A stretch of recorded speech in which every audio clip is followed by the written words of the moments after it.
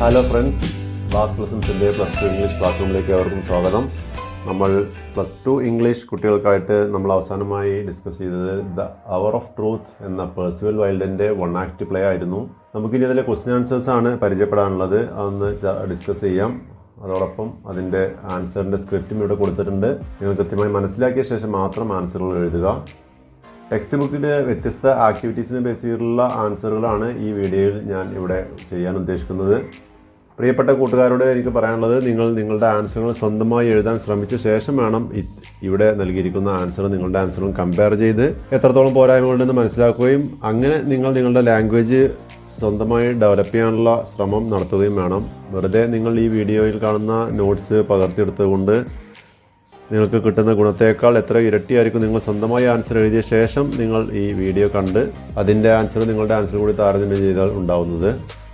അപ്പോൾ നമുക്ക് നമ്മുടെ വീഡിയോയിലേക്ക് പോകാം. അതിനു മുമ്പായിട്ട് നിങ്ങൾ ഈ ചാനൽ സബ്സ്ക്രൈബ് ചെയ്യാത്തവരാണെങ്കിൽ ഇപ്പോൾ തന്നെ നിങ്ങൾ ആ ചാനൽ സബ്സ്ക്രൈബ് ചെയ്ത് വെക്കുക. സ്ഥിരമായിട്ട് ക്ലാസ്സിൻ്റെ നോട്ടിഫിക്കേഷൻസ് ലഭിക്കണമെങ്കിൽ അതിന് തൊട്ടടുത്തുള്ള ബെല്ലൈക്കണും കൂടി ഒന്ന് പ്രസ് ചെയ്ത് വെക്കുക. നിങ്ങൾക്ക് ഈ വീഡിയോ ഇഷ്ടമായാൽ ലൈക്ക് ചെയ്യാനും നിങ്ങളുടെ അഭിപ്രായങ്ങൾ എന്താണെങ്കിലും അത് കമൻറ്റിലൂടെ അറിയിക്കാനും മറക്കരുത്.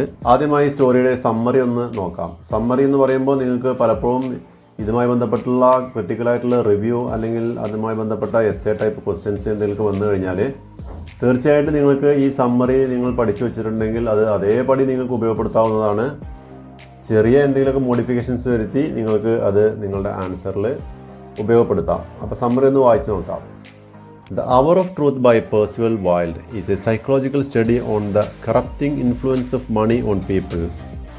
പണം മനുഷ്യ മനസ്സുകളിൽ എത്രത്തോളം മലീമസമായ സ്വാധീനം ചെലുത്തുന്നു എന്നുള്ളതിനെക്കുറിച്ച് മനഃശാസ്ത്രപരമായി അപഗ്രഥിക്കുന്ന ഒരു ഡ്രാമയാണ് The Hour of Truth. The central character of the play, Robert Baldwin, is honest and virtuous.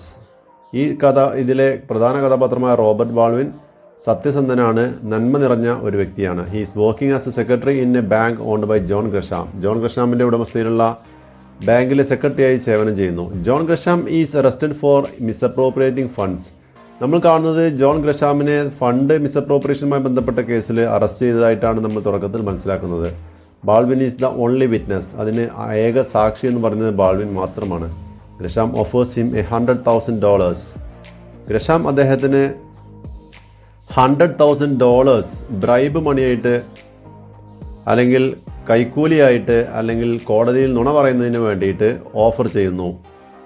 Just 3 വാക്കുകൾ പറഞ്ഞു കഴിഞ്ഞാൽ മിസ്റ്റർ ബാൾവിന് കിട്ടാൻ പോകുന്നത് $100,000.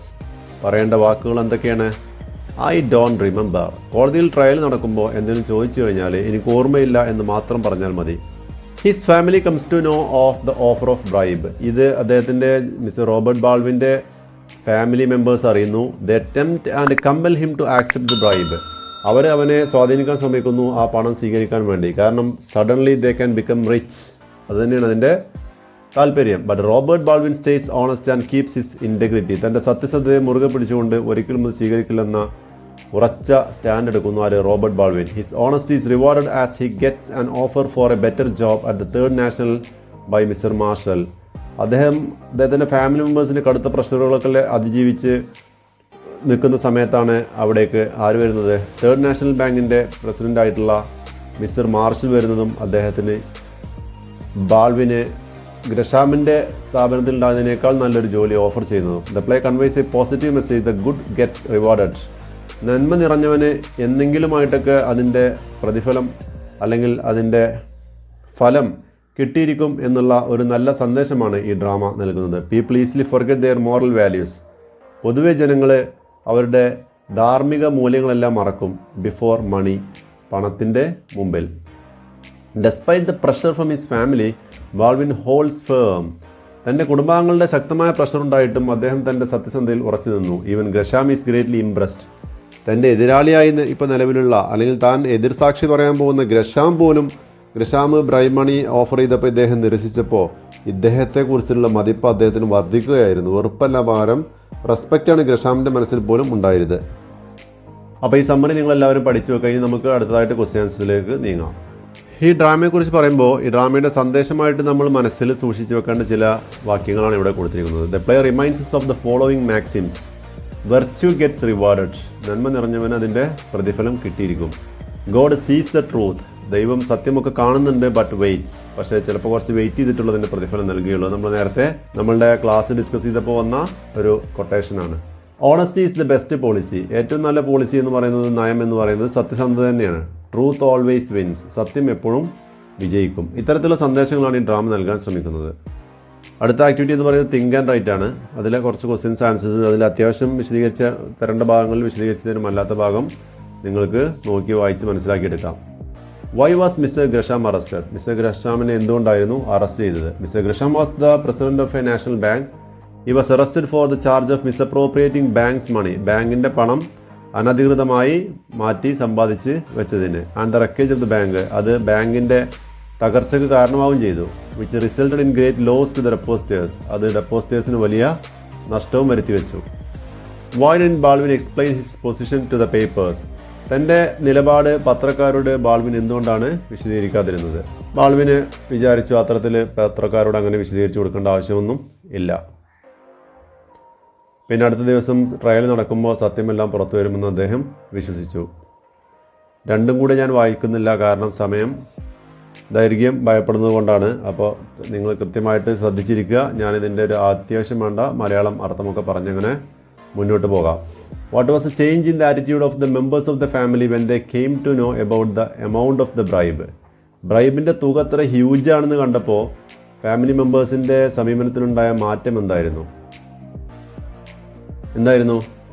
There was A sudden change in there attitudes. അവരുടെ എല്ലാ മനോഭാവം പെട്ടെന്ന് മാറി. അവരൊക്കെ ആ ഒരു വലിയ എമൗണ്ടിലേക്ക് ടെംപ്റ്റഡായി, വശീകരിക്കപ്പെട്ടു. എന്നിട്ട് അവരവരുടെ തത്വങ്ങൾ അല്ലെങ്കിൽ അവരുടെ നിലപാടുകളിൽ അവർ വെള്ളം ചേർക്കാൻ തുടങ്ങി. കോടതിയിൽ പോകുമ്പോൾ ആ ഐ ഡോണ്ട് റിമെമ്പർ എന്ന 3 വാക്ക് പറഞ്ഞ് ആ 100,000 കോടി ഡോളർ സമ്പാദിക്കാൻ അവനെ സ്വാധീനിക്കാൻ ശ്രമിച്ചു.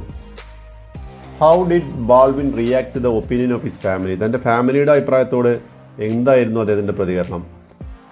ഇത് കേട്ടപ്പോൾ ബാൾവിൻ ആകെ ഷോക്ക്ഡായി, വളരെയധികം സങ്കടം തോന്നി. തൻ്റെ ഫാമിലി മെമ്പേഴ്സിൻ്റെ സമീപനം ഇങ്ങനെ ആയത് കണ്ടിട്ട് എത്രത്തോളം പണത്തിന് മറ്റുള്ളവരുടെ മനസ്സുകളെ സ്വാധീനിക്കാൻ കഴിയുമെന്ന് അദ്ദേഹം മനസ്സിലാക്കി. അദ്ദേഹത്തിന് ആ ഒരു കോണ്ടെക്സ്റ്റിൽ ആ മനസ്സിൻ്റെ വേദന സഹിക്കാൻ കഴിയാഞ്ഞിട്ട് അദ്ദേഹം അവരെ വിളിച്ചതാണെന്ത്? Shams, liars, hypocrites and thieves. Next question, was Baldwin disloyal to Mister Gresham? Mister ഗ്രഷാമിനോട് ഡിസ്ലോയൽ ആയിരുന്നു Mister Baldwin?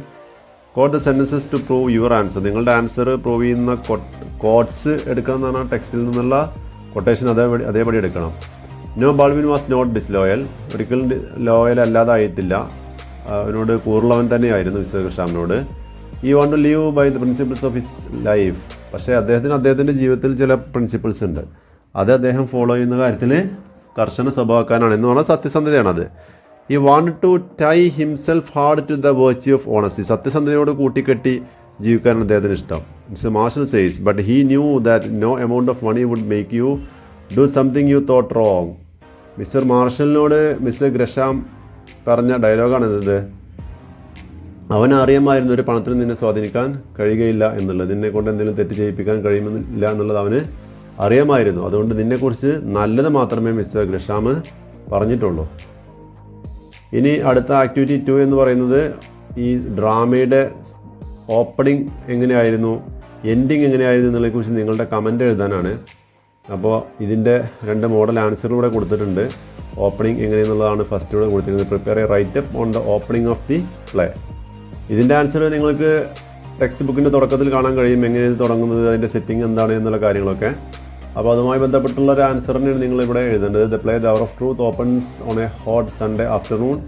We find the family of A banker on stage in there setting room. അപ്പോൾ സ്റ്റേജിൽ കർട്ടൻ പൊങ്ങുമ്പോൾ നമ്മൾ കാണുന്നത് എന്താണ്, അതാണ് opening of the play എന്ന് പറയുന്നത്. അതിനെക്കുറിച്ച് കമൻറ്റ് ചെയ്യാൻ പറഞ്ഞു കഴിഞ്ഞാൽ നിങ്ങളുടെ കമൻറ്റ് കൂടി കൂട്ടി ചേർത്ത് എഴുതണം. എത്രത്തോളം അതിനോട് ഈ ഒരു ഡ്രാമക്ക് ആപ്റ്റായിരുന്നു, സ്യൂട്ടബിൾ ആയിരുന്നു ആ സെറ്റിംഗ് അല്ലെങ്കിൽ അറ്റ്മോസ്ഫിയർ എന്നുള്ളതൊക്കെ. ഇവിടെ അത്രത്തിൽ കൂടുതൽ അഗാധമായ കമൻസും കാര്യങ്ങളെ കുറിച്ചൊന്നും എക്സ്പെക്റ്റ് ചെയ്യുന്നില്ല. അപ്പോൾ അതാണ് അതിൻ്റെ ആ ഒരു situation. They speak about the possibility of a rain that very day. മഴ പെയ്യാനുള്ള സാധ്യതയെക്കുറിച്ച് അവർ സംസാരിക്കുന്നുണ്ടായിരുന്നു. Mister Baldwin's family is in a confused state of mind. കണ്ടാലറിയാം, ഓഡിയൻസ് നോക്കുമ്പോൾ അറ്റ് എ ഗ്ലാൻസ് സ്റ്റേജിൽ കാണുന്ന ബാൾവിൻ്റെ ഫാമിലി മെമ്പേഴ്സ് എല്ലാം എന്തൊക്കെയോ മാനസികമായിട്ട് കൺഫ്യൂസ്ഡ് ആയിട്ടുള്ള ആശയക്കുഴപ്പമുള്ളൊരു മാനസികാവസ്ഥയിലാണ്. ഈ children Evie and John are worried at the newspaper reports. അവരുടെ സംസാരത്തിൽ നിന്ന് മനസ്സിലാക്കാൻ കഴിയുമായിരുന്നു പത്രങ്ങളിൽ വരുന്ന റിപ്പോർട്ട് കാരണം അവരാകെ വറീഡാണ്. Which suspect indirect involvement of Baldwin along with Mister Gresham in the bank scam. Bank സ്കാമുമായി ബന്ധപ്പെട്ട കേസിൽ മിസ്റ്റർ ഗ്രഷാമിൻ്റെ കൂടെ അച്ഛൻ പിടിക്കപ്പെടുമോ എന്ന് അവർ ഭയപ്പെടുന്നുണ്ടായിരുന്നു. His wife Martha tries to defend her husband. പക്ഷേ മാർത്ത ഒരിക്കലും ഹസ്ബൻഡ് അങ്ങനെ ചെയ്യില്ല എന്ന് ഉറച്ചു വിശ്വസിക്കുന്ന ആളാണ്. And reveals her lack of knowledge in Baldwin's business affairs. The climate outside the house and the mental state of the characters inside the house seem to be the same.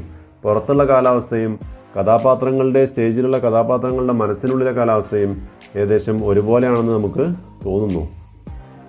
ഇനി അതേപോലെ prepare write up on the ending of the play എങ്ങനെയാണ് അവസാനിച്ചത്. Baldwin is literally shocked at the greed of his family towards money. പണത്തോടുള്ള greed കണ്ടിട്ട് Baldwin പോലും ഞെട്ടിപ്പോയി. അദ്ദേഹത്തിൻ്റെ family മെമ്പേഴ്സിൻ്റെ ഗ്രീഡ് കണ്ടിട്ട്. He accuses morality and honesty were just skin deep. തൊലിയുടെ പുറത്ത് മാത്രമേ ഉള്ളൂ അവർക്ക് സത്യസന്ധതയുള്ളൂ, അതിൻ്റെ അകത്തേക്ക് അത് ഇല്ല. Strictly sticks on to his principles as a proof to the saying virtue will be rewarded. We suddenly have Marshall on the stage. Last നിങ്ങൾക്ക് കാണാം, വല്ലാത്തൊരു പ്രതിസന്ധിയിലൂടെ ബാൾവിൻ ഫാമിലി കടന്നു പോകുമ്പോൾ ബാൾവിൻ്റെ ഫാമിലിയൊക്കെ അവന് പ്രഷർ ചെയ്യണം അദ്ദേഹത്തെ ബ്രൈബ് സ്വീകരിക്കാൻ വേണ്ടി. ആ സമയത്താണ് മാർഷൽ കടന്നു വരുന്നത്. മാർഷൽ കടന്നു വരുമ്പോൾ എന്താ സംഭവിക്കുന്നത്? തേർഡ് നാഷണൽ ബാങ്കിൻ്റെ പ്രസിഡന്റ് കൂടിയായിട്ടുള്ള അദ്ദേഹം മിസ്റ്റർ ഗ്രഷാമിനെ പോയി കണ്ടിരുന്നു.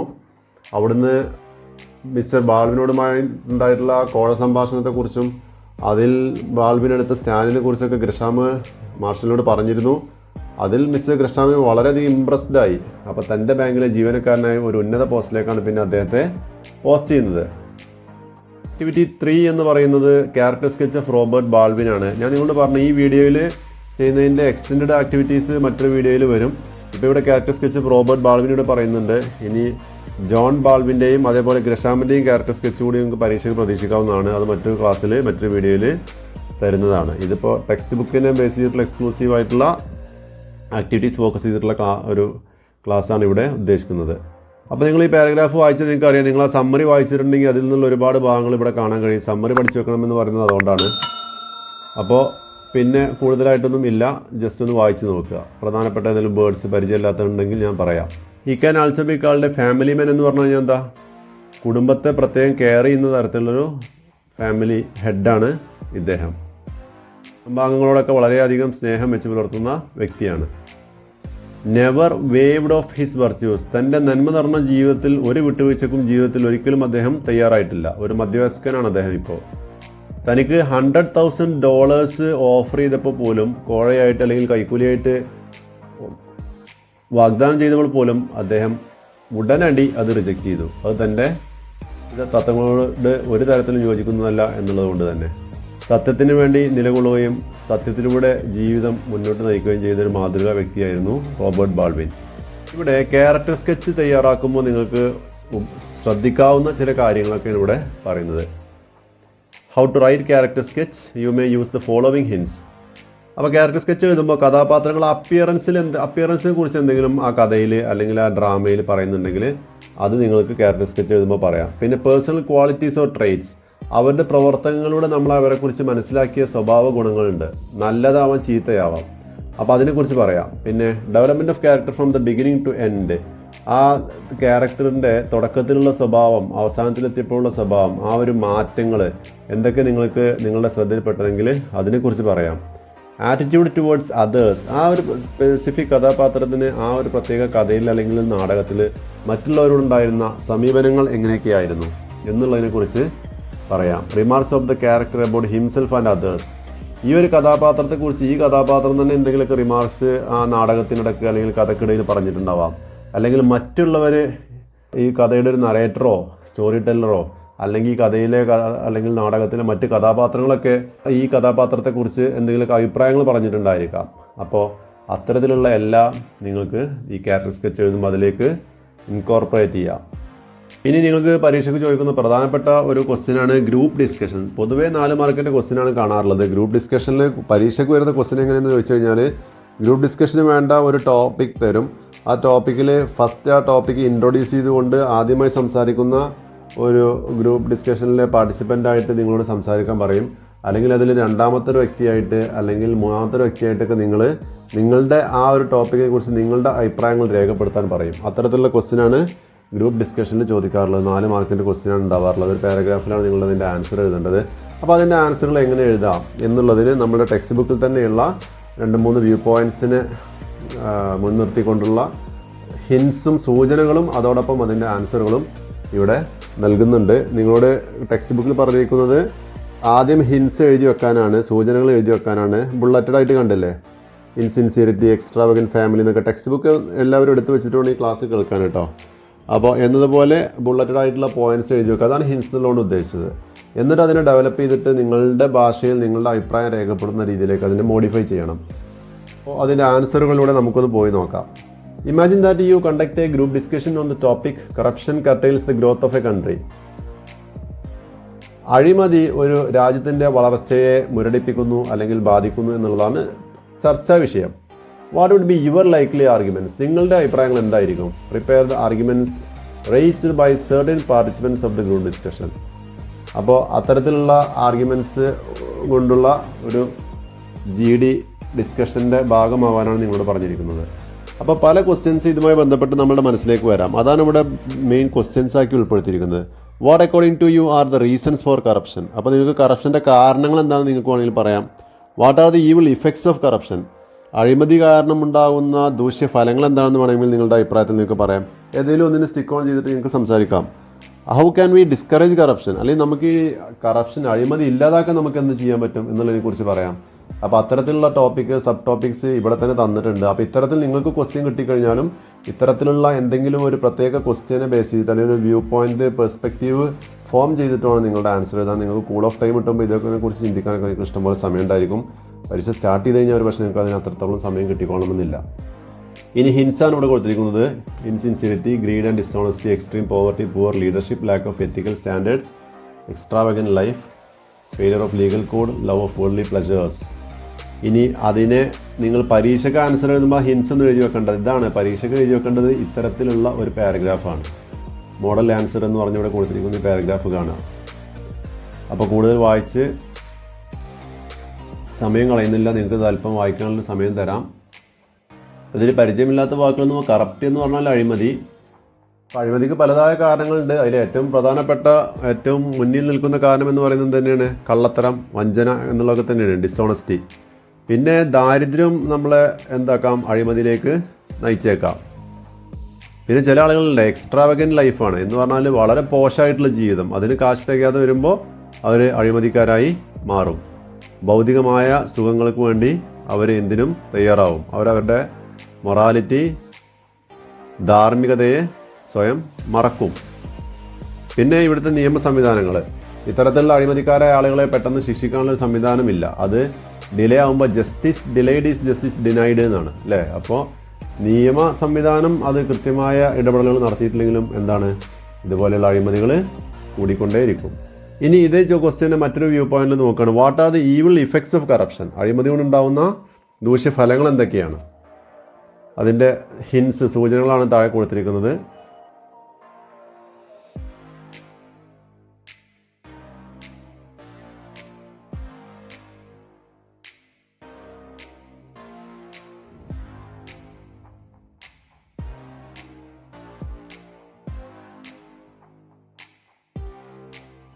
പിന്നെ അതിനുശേഷം അതിൻ്റെ ആൻസറുകൾ കാണാം.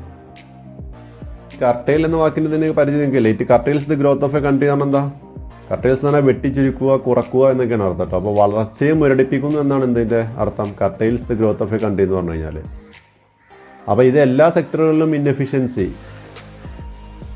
ഉണ്ടാവാൻ കാരണമാവും കറപ്ഷൻ വ്യാപകമായി കഴിഞ്ഞാൽ.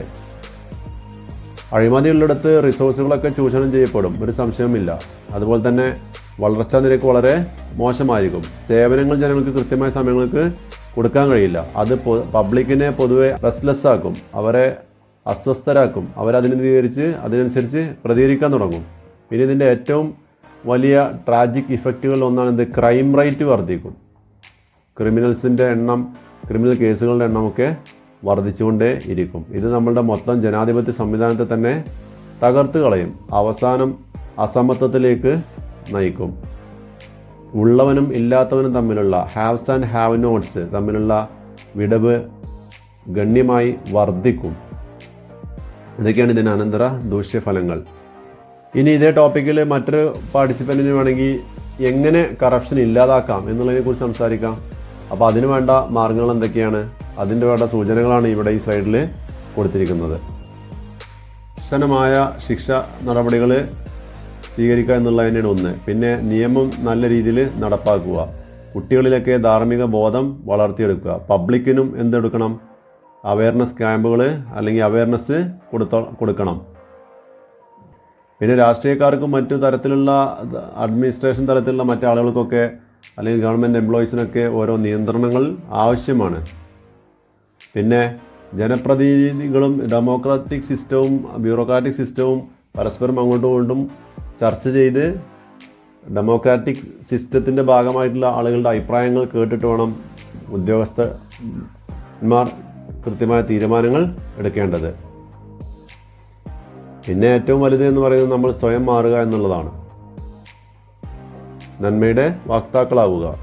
ഇനി അതിൻ്റെ മോഡൽ ആൻസറാണ് ഇവിടെ കൊടുത്തിരിക്കുന്നത്. How can we discourage corruption? It has become the need of the hour to resist corruption. അപ്പോൾ ഇത് നമ്മൾ നമ്മളുടേതായ ഭാഷയിൽ പറയുന്ന രീതിയിൽ വേണം അവതരിപ്പിക്കാൻ. എൻ്റെ അഭിപ്രായത്തിൽ ഞാൻ ചിന്തിക്കുന്നത് എന്നൊക്കെ രീതിയിലുള്ള ധ്വനികൾ നിങ്ങളുടെ ആൻസറുകളിൽ വന്നുകൊണ്ടേയിരിക്കണം. ഇനി പരീക്ഷയ്ക്ക് ചോദിക്കുന്ന വളരെ പ്രധാനപ്പെട്ട ഒരു ക്വസ്റ്റ്യനാണ്, പലപ്പോഴും ചോദിച്ചിട്ടുള്ള മറ്റൊരു 4 മാർക്കിൻ്റെ ക്വസ്റ്റ്യനാണ് കോംപിയറിംഗ്. ആക്ടിവിറ്റി 5. എന്താ കോംപിയറിംഗ് എന്ന് പറഞ്ഞു കഴിഞ്ഞാൽ ഒരു ഈവൻറ്റ് അനൗൺസ് ചെയ്ത് മറ്റുള്ളവരെ അറിയിക്കുക. അതിനാണ് കോംപിയറിംഗ് എന്ന് പറയുന്നത്. ഇപ്പോൾ സ്റ്റേജിലൊരു പെർഫോമൻസ് ആവാം, അല്ലെങ്കിൽ സ്പോർട്സ് ഗ്രൗണ്ടിൽ നടക്കുന്ന സ്പോർട്സ് ഈവൻറ്റ്സ് ആവാം, അല്ലെങ്കിൽ മറ്റെന്തെങ്കിലും പരിപാടികൾ സംഘടിപ്പിക്കുമ്പോൾ നിങ്ങൾക്കറിയാം ബാക്ക്ഗ്രൗണ്ടിൽ ഒരാൾ നിന്നിങ്ങനെ അനൗൺസ് ചെയ്യുന്നത് കേൾക്കാം. അതിനാണ് ഇവിടെ കോംപിയറിംഗ് എന്ന് പറയുന്നത്. കോംപിയറിങ്ങിന് 2 ക്വസ്റ്റ്യൻസ് ഞാൻ ആൻസർ തരുന്നുണ്ട്. അതിലൊന്ന് ടെക്സ്റ്റ് ബുക്കിലുള്ളത് ഈ ക്വസ്റ്റ്യൻ ആൻസറാണ്. അടുത്ത ക്ലാസ്സിൽ ഈ ചാപ്റ്ററിൽ നിന്ന് തന്നെ ചോദിച്ചിട്ടുള്ള അല്ലെങ്കിൽ ചോദിക്കാൻ സാധ്യതയുള്ള മറ്റൊരു കോംപിയറിംഗ് ക്വസ്റ്റ്യൻ കൂടി ചെയ്യുന്നുണ്ട്. അപ്പോൾ അത് ഇതിന് ശേഷം നിങ്ങൾക്ക് കാണാവുന്നതാണ്. അപ്പോൾ ക്വസ്റ്റ്യൻ എന്താ? Think that you are selected to introduce the actors of the play to the audience. ഓഡിയൻസിന് ഈ ഡ്രാമയിലെ കഥാപാത്രങ്ങളെ പരിചയപ്പെടുത്താനുള്ള അവസരം നിങ്ങൾക്കാണ് ലഭിച്ചതെന്ന് കരുതുക. അപ്പോൾ കഥാപാത്രങ്ങളെ പരിചയപ്പെടുത്തിക്കൊണ്ടുള്ള ഒരു അനൗൺസ്മെൻറ്റ് നിങ്ങളോട് നടത്താനാണ് ഇവിടെ പറഞ്ഞിരിക്കുന്നത്. അതിൻ്റെ script: good morning ladies and gentlemen. ഇപ്പോൾ ഇത്തരത്തിൽ സ്റ്റാർട്ട് ചെയ്യുക. Now you are going to watch the hour of truth by Percival Wilde. The play is indeed an intense psychological study of the corrupting influence of money on people. കണ്ടോ, നേരത്തെ നമ്മൾ പഠിച്ചു വെച്ച summary പല സ്ഥലങ്ങളിലും ആൻസറുകളായിട്ട് repeat ചെയ്ത് വരുന്നത് നിങ്ങൾക്ക് കാണാൻ കഴിയും. ഇനിയുള്ള ആൻസറുകളിലും പലതിലും നിങ്ങൾക്കത് കാണാൻ കഴിയും. The story centres on mister Baldwin and his family. Mister Baldwin has to choose between being honest and being dishonest. ഇനി അതിലെ മറ്റ് കഥാപാത്രങ്ങൾ ആരൊക്കെയാണ്? Mister John Baldwin, son of Mr. Robert Baldwin, is a representative of the new generation youth who are moved by changing circumstances. സാഹചര്യത്തിനനുസരിച്ച് സ്വഭാവത്തിൽ മാറ്റം വരുന്ന new generation വിഭാഗത്തിൽപ്പെടുന്നതാണ് ആര്? Mister John Baldwin, മകൻ. പിന്നെ ഇതിലെ പ്രധാന മറ്റ് കഥാപാത്രങ്ങൾ ഭാര്യ മാർത്ത, മകൾ എവി എന്നുള്ളവരൊക്കെ സ്റ്റേജിൽ കർട്ടൻ പൊങ്ങുമ്പോൾ കാണുന്ന കഥാപാത്രങ്ങളാണ്. പിന്നെ ഇവിടെ മറ്റുള്ള കഥാപാത്രങ്ങളുടെ സംസാരത്തിൽ നിന്ന് പരിചയപ്പെട്ടൊരു പേരാണെന്ത്? മിസ്റ്റർ ഗ്രഷാം, ബാങ്കിൻ്റെ പ്രസിഡൻ്റാണ്. അവിടെയാണ് മിസ്റ്റർ ബാൾവിൻ ജോലി ചെയ്യുന്നത്. പിന്നെ അവസാനമായിട്ട് കഥയ്ക്ക് ഒരു അൺഎക്സ്പെക്റ്റഡ് ട്വിസ്റ്റും ക്ലൈമാക്സൊക്കെ നൽകാൻ വേണ്ടി എത്തുന്ന കഥാപാത്രമാണ് മിസ്റ്റർ മാർഷൽ. തേർഡ് നാഷണൽ ബാങ്കിൻ്റെ പ്രസിഡൻ്റാണ് അദ്ദേഹം. അവസാനം തൻ്റെ സത്യസന്ധതയ്ക്കുള്ള പ്രതിഫലമായ റോബർട്ട് ബാൾവിന് മിസ്റ്റർ മാർഷലിൻ്റെ വക നല്ലൊരു ജോലി ഓഫറാണ് കഥയുടെ അവസാനം ലഭിക്കുന്നത്. ഇനി എങ്ങനെ അവസാനിപ്പിക്കാം? Now come, watch and enjoy the spectacle. അപ്പോൾ ഇന്നത്തെ ക്ലാസ്സിൽ ഇത്രയും കാര്യങ്ങളാണ് ചർച്ച ചെയ്യാൻ ഉദ്ദേശിച്ചിരുന്നത്. അപ്പോൾ ഇനിയും ഗ്രാമർ ക്വസ്റ്റ്യൻസും മറ്റൊക്കെ കിടക്കുന്നുണ്ട്. അതൊക്കെ നമുക്ക് പിന്നീട് ഡിസ്കസ് ചെയ്യാം. എല്ലാവരും ചാനൽ സബ്സ്ക്രൈബ് ചെയ്യാത്തതുണ്ടെങ്കിൽ ചാനൽ സബ്സ്ക്രൈബ് ചെയ്യാൻ മറക്കരുത്. ഉപകാരപ്പെടുന്ന നോട്ട്സ് ആണെന്നുണ്ടെങ്കിൽ കൂട്ടുകാർക്കൊക്കെ ഷെയർ ചെയ്യുക, ലൈക്ക് ചെയ്യുക. നിങ്ങളുടെ കമൻറ്റ് എത്ര അറിയിച്ചാലും നിങ്ങൾക്കറിയാം, യൂട്യൂബിലൂടെ കമൻറ്റുകൾ അറിയിക്കുമ്പോഴാണ് ഇത് നല്ല കമൻറ്റുകൾക്കനുസരിച്ച് ഇത് കൂടുതൽ വിദ്യാർത്ഥികളിലേക്ക് ഓട്ടോമാറ്റിക്കായിട്ട് എത്തും. അപ്പോൾ അത് മറക്കരുത്. Thank you.